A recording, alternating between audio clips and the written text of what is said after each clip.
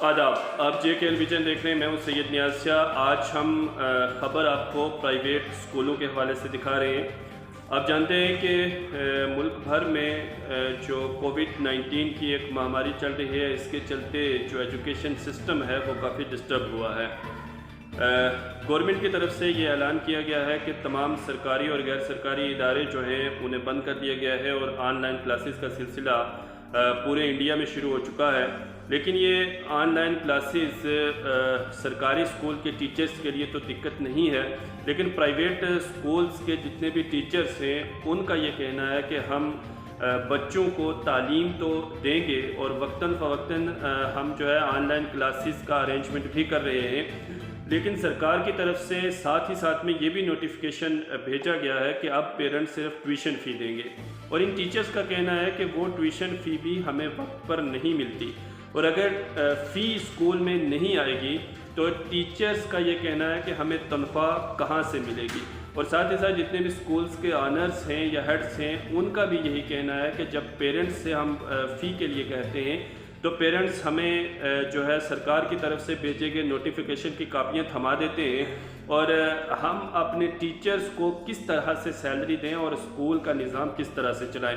और वाकई ये एक बहुत बड़ा मसला भी है और इस मसले पर संजीदगी के साथ गौर व खोज करने की ज़रूरत भी है। आज हम आपको कुछ टीचर्स की बातचीत सुनवाते हैं और उनका दर्द आप तक पहुंचाते हैं। हमने कुछ टीचिंग और नॉन टीचिंग स्टाफ से बात की है, आइए इनकी बातचीत सुनते हैं। अस्सलाम वालेकुम एवरीवन। मैं आज आपसे अपनी कुछ बातें शेयर करना चाहती हूँ। बिलोंग मैं करती हूँ एक प्राइवेट स्कूल से, और अब आपको मतलब थोड़ा अंदाज़ा लग ही गया होगा कि मैं किस बारे में बात करना चाहती हूँ। बात है हमारी सैलरी की।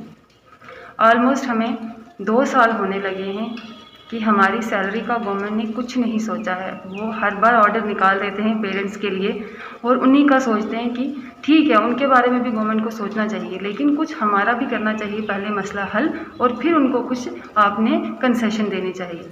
गवर्नमेंट ने क्या किया है, पेरेंट्स को सीधा सीधा ऑर्डर निकाल दिया है कि आपने ट्यूशन फ़ी नहीं देनी है या इतना कंसेशन है आपको या कुछ है। लेकिन हम जो टीचर्स काम कर रहे हैं उन पेरेंट्स के लिए यहाँ पे स्कूल आके, ठीक है, अभी भी हम इस वक्त भी मैं स्कूल में हूँ और पिछले साल भी जब तक लॉकडाउन रहा हम घर से लगातार उनको वीडियोज़ वगैरह सब कुछ सेंड करते रहे, पूरा काम।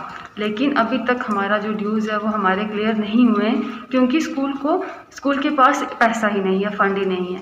और अगर गवर्नमेंट ने ऐसा कुछ ना किया होता और प्राइवेट स्कूल के टीचर्स के बारे में कुछ सोचा होता तो आज हमारे साथ ये सब नहीं हो रहा होता।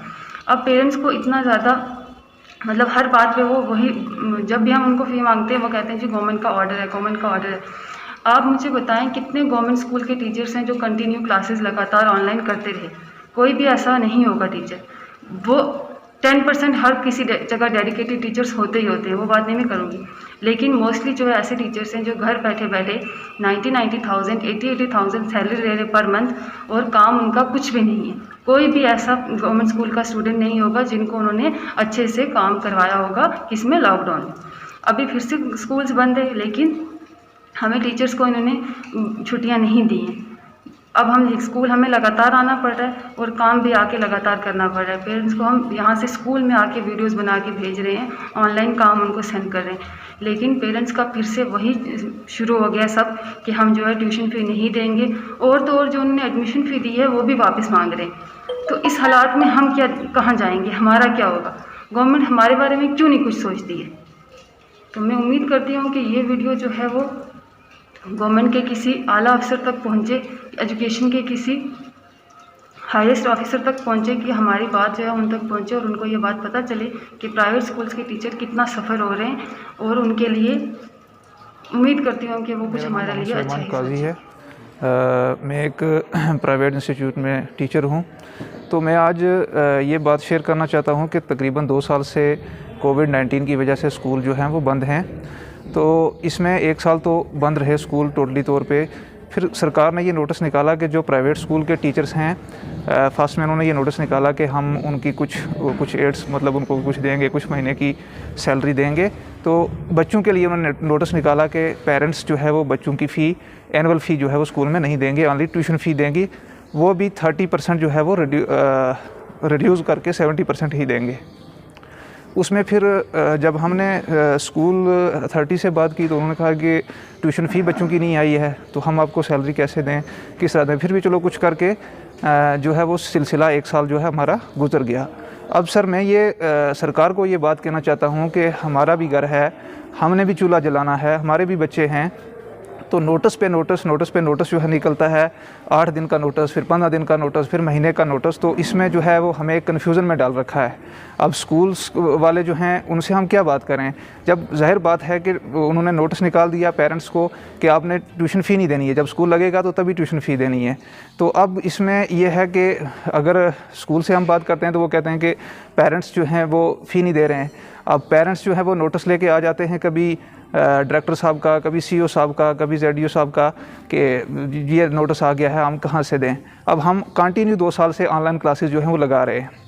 जब ऑफलाइन स्कूल लगा था तब भी हम लगा रहे हैं, ऑनलाइन भी लगा रहे हैं। तो मैं गवर्नमेंट को ये कहना चाहता हूँ कि अगर आपने स्कूल को बंद करना है, ऐसे ही बंद करना है, हम मानते हैं कि कोरोना है, लेकिन हर जगह जो है वो खुला है, बाज़ार खुले हैं, सिनेमा हॉल खुले हैं, हर जगह पे जो है वो भीड़ भाड़ लगी हुई है, रैलियां चल रही हैं। एक स्कूल में ही जो है वो कोरोना है, एक हमें ही जो है वो जलील करने की एक साजिश बना रखी है गवर्नमेंट ने। तो मैं ये कहना चाहता हूँ कि या अगर इसको बंद करना है तो फिर कम्प्लीटली बंद कर दीजिए। हम अपनी डिग्रियों को आग लगा दें, जो हमने इतने साल करके आज हमें अगर एक प्राइवेट स्कूल में अगर हम काम करते हैं एज अ टीचर, तो वहाँ पे भी हमें काम नहीं करने दिया जाता है, वहाँ पे भी हमें सैलरी जो है वो नहीं दी जाती है। और इस तरीके से इन्होंने एक डिस्टर्ब करके सिस्टम को रखा है। तो मैं यही कहना चाहता हूँ आखिर में कि इसको बंद कर दिया जाए कम्प्लीटली तौर पे, हमें एक प्रॉपर नोटिस दे दिया जाए कि इतने साल जो है ये बंद रहेगा। तो हम उसमें क्या करें कि कोई अपना बिज़नेस चला लें, क्योंकि हमने भी अपना घर चलाना है, हमें भी बच्चे हैं, हमें भी फैमिली है, सारा कुछ निज़ाम हमने चलाना है sir. Assalamualaikum. This video recording session for the rights of our teachers and non-teaching staff of a private school to protect private teachers from exploitation. If you believe that teachers is a nation building, no, you don't think so. If you think so, then you have to think about the academics for the teacher. If you think that teacher become a nation builder, how can he become when he is not mentally satisfied? Even we have to know that teachers, government or parents request the school administration to give back the tuition fees which they have taken from the respective parents. If they have give back this fee to the parents, how is possible for them to give a salary to their respective teachers who have doing work here for you all parents to make a online classes for your students? You know, it's a very tough situation, I know that.